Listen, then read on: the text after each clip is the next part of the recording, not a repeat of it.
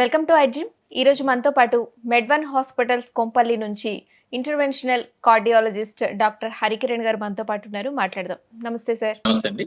Sir, మనం గత కొన్ని రోజుల్లో చూస్తుంటే బీఆర్ఎస్ ఎక్స్ఎమ్మెల్యే పెద్ది సుదర్శన్ రెడ్డి గారు గుండెపోటుతో చనిపోయారు. ఎందుకు ఈ మధ్య కాలంలో ఈ హార్ట్ అటాక్స్ అనేది ఎక్కువైనాయి?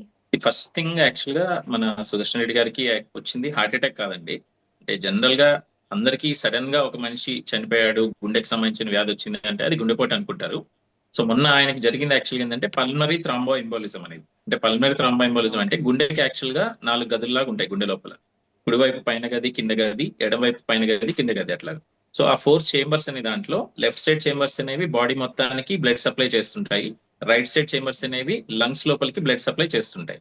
సో ఆయనకి ఏమైంది అంటే రైట్ సైడ్ చేంబర్స్ లో బ్లడ్ క్లాట్ అనేది ఫామ్ అయ్యి అది వెళ్ళి లంగ్స్ లోపల బ్లడ్ వెజల్స్ లో బ్లాక్ అయిపోయింది. అంటే మన బాడీలో బ్లడ్ సర్క్యులేషన్ అనేది జరుగుతూ ఉండాలి. సో కంప్లీట్ బ్లడ్ సర్క్యులేషన్ అనేది అన్ని పార్ట్స్ కి బ్లడ్ సప్లై అవుతుంటేనే జరుగుతుంది. సో ఎప్పుడైతే రైట్ సైడ్ గుండెలో నుంచి వెళ్ళే బ్లడ్ మొత్తం ఊపిరితిత్తుల లోపల రక్తం గడ్డ వల్ల ఆగిపోయిందో సో హార్ట్ అనేది ఆగిపోతుంది. ఆగిపోయిన తర్వాత ఆయనకి వరంగల్ ఎంజిఎం హాస్పిటల్లో ఆల్మోస్ట్ 7 to 8 times సిపిఆర్ అనేది చేసి గుండె మళ్ళీ లయలోకి వచ్చేలాగా తీసుకొచ్చారు. కానీ అప్పటికే జరగాల్సిన డ్యామేజ్ చాలా వరకు జరిగింది. అన్ని పార్ట్స్ కి బ్లడ్ సప్లై ఒక 20-25 minutes రాలేదు కాబట్టి తర్వాత క్రమేపీ ఒక 5 days తర్వాత ఆయన కంప్లీట్ గా చనిపోవడం జరిగింది.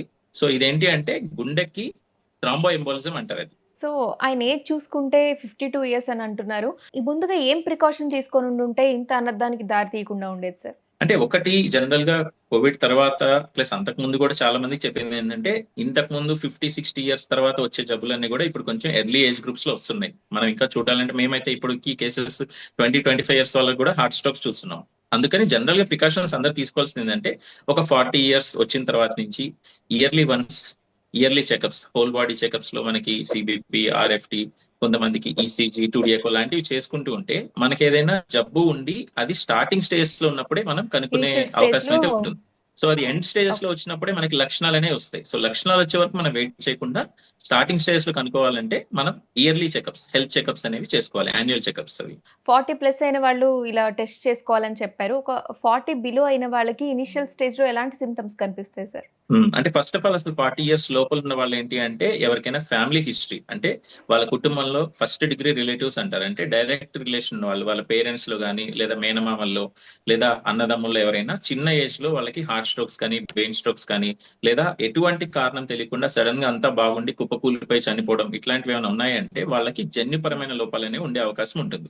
సో అలాంటి వాళ్ళు 40 years లోపలే ఇంకా 30 నుంచే లేదా 25 నుంచే రెగ్యులర్ చెకప్స్ చేసుకోవాలి. దాంట్లో హార్ట్ కి సంబంధించిన టెస్టులు జనరల్ గా ఈసీజీ, 2D ఎకో, ట్రెడ్మిల్ అనేవి ఉంటాయి.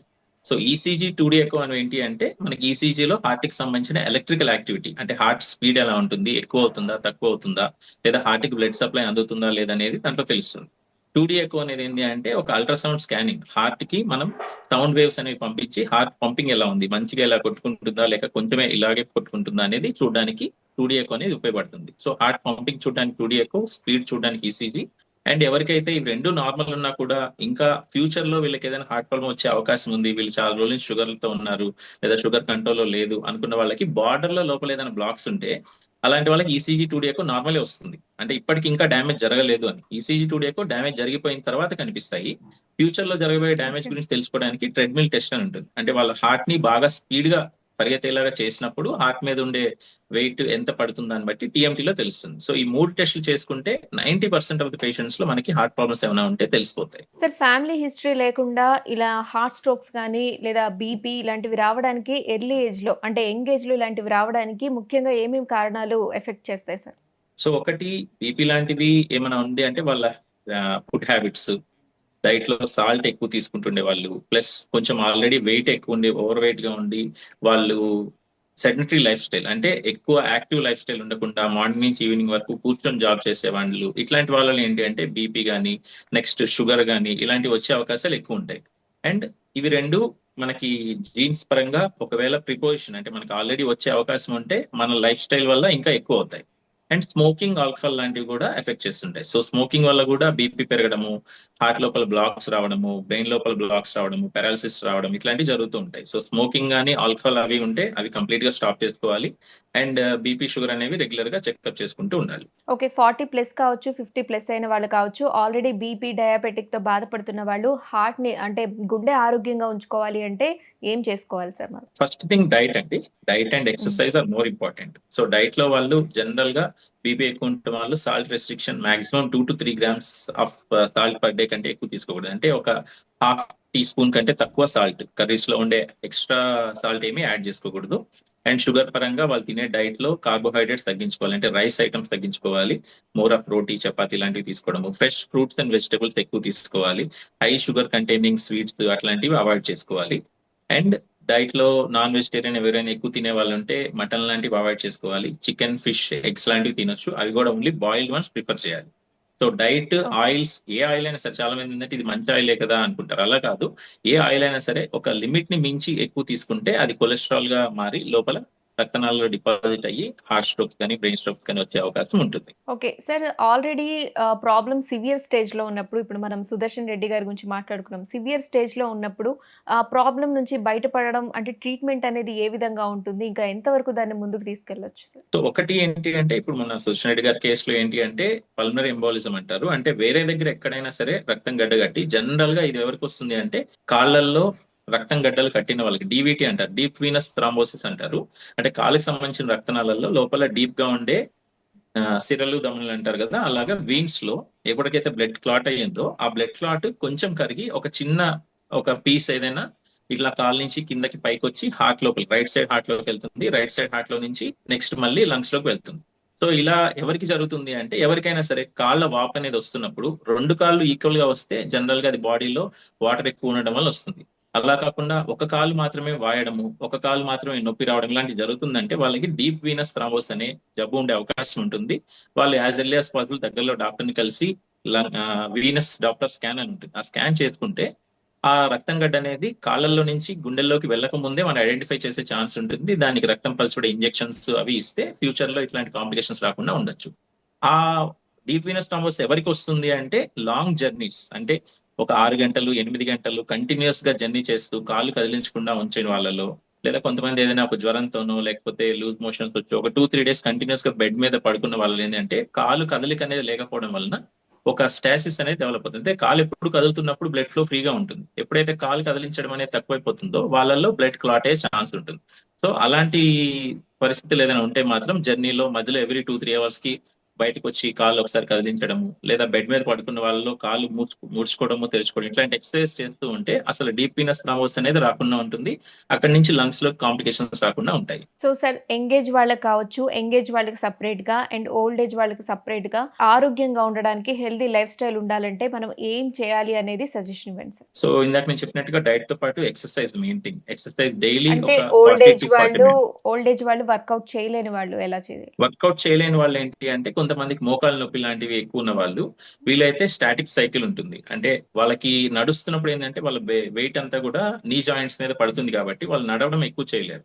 సో అలాంటి వాళ్ళు కొంతమందికి ఏంటంటే స్టాటిక్ సైకిల్ ఉంది. ఇప్పుడు మన జిమ్స్ లో వాటిల్లో కూర్చొని చేస్తున్నప్పుడు ఏంటంటే ఆ వెయిట్ అంతా కూడా మనకి కింద మోకాల మీద పడకుండా చేసుకోవచ్చు. అలాంటి ఎక్సర్సైజ్, హ్యాండ్ ఎక్సర్సైజ్ లాంటివి చేసుకోవచ్చు. మన యోగా, మెడిటేషన్ లాంటివి చేసుకోవచ్చు. బాడీ మూవ్మెంట్ అండ్ కొంతమంది స్టేజ్ 3, స్టేజ్ 2 లో ఉన్న వాళ్ళు కొంతవరకు వాకింగ్ అనేది చేయొచ్చు. మరి స్టేజ్ 4 లో నీ జాయింట్ పెయిన్స్ ఉన్న వాళ్ళనైతే చేయొద్దంటాం. కానీ 2-3 లో వీలైనంత వరకు వాకింగ్ అనేది ఒకేసారి చేయలేకపోయినా 10 minutes మార్నింగ్, ఆఫ్టర్నూన్, ఈవినింగ్ అట్లా డివైడ్ చేసుకొని main walking will be the major risk factor improving phenomenal. Sir heart అటాక్‌కి అండ్ కార్డియాక్ అరెస్ట్‌కి డిఫరెన్స్ ఏంటి? అంటే 2 ఒకటేనా లేదా ఏమైనా డిఫరెన్స్ ఉందా అనేది చెప్పండి? కార్డియాక్ అరెస్ట్ అనేది ఏంటి అంటే హార్ట్ పంపింగ్ అనేది ఆగిపోవడం. సో ఈ హార్ట్ పంపింగ్ ఆగిపోవడానికి రకరకాల కారణాలు ఉండొచ్చు.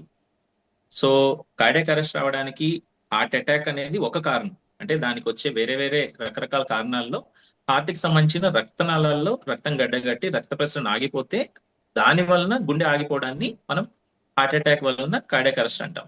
కొంతమందికి ఏంటంటే రక్తనాళాల్లో రక్త ప్రసరణ బాగానే ఉంటుంది, కానీ ఎలక్ట్రికల్ యాక్టివిటీ అంటే హార్ట్ కి సంబంధించిన కరెంట్ తీగల్లో ప్రాబ్లం ఉంటుంది.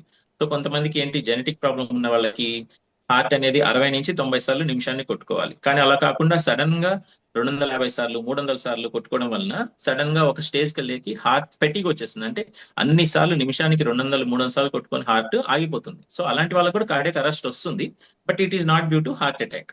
ఇంకా కొంతమందికి ఇప్పుడు మొన్న మనం సుదర్శన్ రెడ్డి గారి విషయంలో చూసినట్లుగా బేసికల్ గా గుండెకి సంబంధించిన రక్తనాళాల్లో అంటే ఇప్పుడు కాల్ నుంచి రక్తం గడ్డ కదిలి రైట్ సైడ్ హార్ట్ లోకి వెళ్ళి అక్కడి నుంచి లంగ్స్ లోపల రక్తం గడ్డ ఫామ్ అవడంతో హార్ట్ లో ఉండే బ్లడ్ అంతా కూడా బయటకు వెళ్ళడానికి ఇంకా దారి లేదు. సో ఇప్పుడు ఒక హైవేలో ఎలా అయితే ఒక పెద్ద ట్రక్ వచ్చేసి మొత్తం కార్స్ ని ఆపేస్తున్నట్టు చేస్తుందో అలాగే పెద్ద రక్తం గడ్డ వచ్చేసి రక్త ప్రసరణ మొత్తం ఆపేస్తుంది. సో అలాంటి వాళ్ళలో కూడా హార్ట్ కార్డియాక్ అరెస్ట్ అనేది వస్తుంది. సో కార్డియాక్ అరెస్ట్ అంటే ఫైనల్ గా గుండె పంపింగ్ అనేది ఆగిపోవడం. దానికి గల 3-4 మేజర్ కారణాల్లో ఒక కారణం అనేది హార్ట్ అటాక్. హార్ట్ అటాక్ అంటే మనకి నొప్పి లాంటిది వస్తుంది. అది చాలా వరకు మనం ప్రెడిక్ట్ చేయగలం. అంటే షుగర్ బీపీ కంట్రోల్ లేని వల్ల అట్లాంటి వల్ల వస్తుంది. ఈ థ్రాంబో ఎంబోలిజం లాంటివి కానీ లేకపోతే ఎలక్ట్రికల్ యాక్టివిటీ అనేవి ఎవరిలోనే రావచ్చు.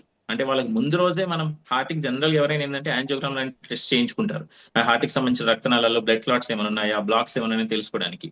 సో ఈ పల్మరీ ఎంబోలిజం లాంటివి లేకపోతే ఎలక్ట్రికల్ యాక్టివిటీ ప్రాబ్లం ఉన్న వాళ్ళు వాళ్ళకి ముందు రోజు మనం యాంజియోగ్రామ్ చేసినా కూడా పక్క రోజు మళ్ళీ ఈ కార్డియాక్ అరెస్ట్ అనేది రావచ్చు. ఎందుకంటే వాళ్ళకి వచ్చిన ప్రాబ్లం హార్ట్ అటాక్ కాదు, ఈ రక్తనాళాల్లో నుంచి కింద కాళ్ళల్లో నుంచి రక్తం గడ్డలు వెళ్ళడం. సో హార్ట్ అటాక్ అనేది కార్డియాక్ అరెస్ట్ గల కారణం ఒక 3-4 కారణాల్లో ఒక కారణం. సార్ యంగ్ ఏజ్ లో ఈ హార్ట్ అటాక్స్ అనేది ఎక్కువగా రావడానికి కారణాలు ఏంటి సార్? అంటే ఈ మధ్య లాస్ట్ 3-4 ఇయర్స్ గా పోస్ట్ కోవిడ్ లో మనం ఏంటి అంటే కొంతవరకు అంటే ఇంతకు ముందు కూడా యంగ్ పేషెంట్స్ లో 20s లో 25s లో కూడా హార్ట్ స్ట్రోక్స్ వస్తుండేవి, బట్ చాలా తక్కువగా ఉండేవి. బట్ ఈ మధ్య ఏమైపోయింది అంటే కోవిడ్ తర్వాత కానీ లేదా మామూలుగా ఇప్పుడు మారుతున్న లైఫ్ స్టైల్ వల్ల కానీ ఏమవుతుంది అంటే హార్ట్ కి సంబంధించిన రక్తనాళాల్లో రక్తం గడ్డగట్టడం అనేది చాలా చిన్న ఏజ్ లో కూడా జరుగుతుంది.